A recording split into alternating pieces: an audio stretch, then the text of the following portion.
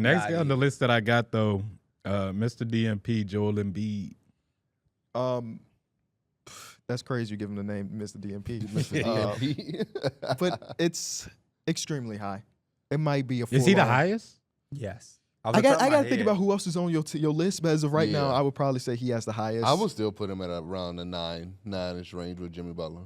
Just because I feel like they just went out and acquired Paul George for you. You know, have Tyrese Maxey who has all-star type potential. So like, you just gotta this is your chance. This is your window now to go out and win it. And you have to stay healthy. Pure fit, this might be the best Joel Embiid team. I don't know. I can't say talent because that Ben Simmons, Jimmy Butler, and Joel team was JJ Redick. That team was really talented. Tobias Harris before Darrick was a hater.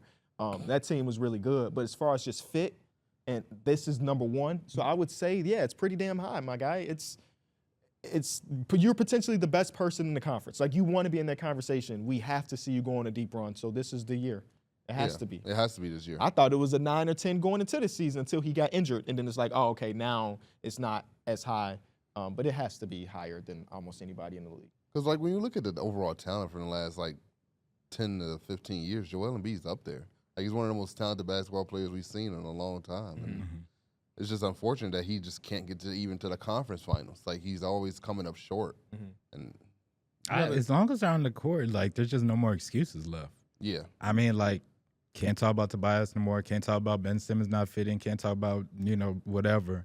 It's literally right there for you. That's the unfortunate part. I think about guys like Joel Embiid in the NBA history who has had so much talent but maybe not as much playoff success. And a lot of those guys, for a lot of their careers, they played with shitty teams. You know what I mean? When you think about Tracy McGrady on those Orlando Magic teams, those teams were god-awful.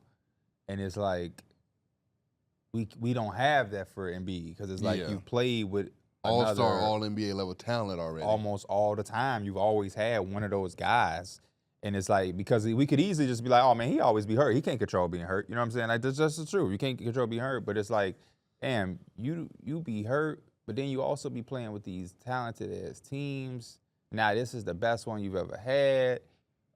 You in the East. The East has gotten better, but it ain't like the West. So, I think the meter's at a 10. I think it's about to break. I think it's the highest one. If you fail this year, to Darrick's point, and not even get to the conference finals, I mean, even if you injure, people going to talk.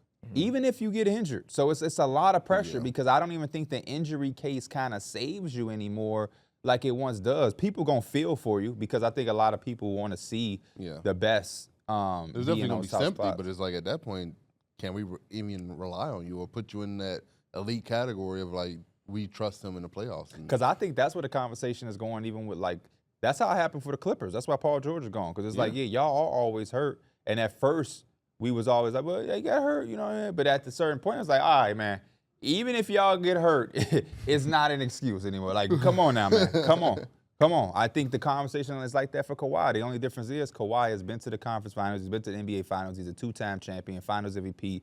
So he can fall back on that. But, right now around Kawhi, I think it's the same type of tone with Embiid, but at least he's done it. Embiid, you got that same type of tone, but you also ain't done it. So I think the meter is at a 10 or 11. I thought that one of the good things they did is they went out and got Drummond.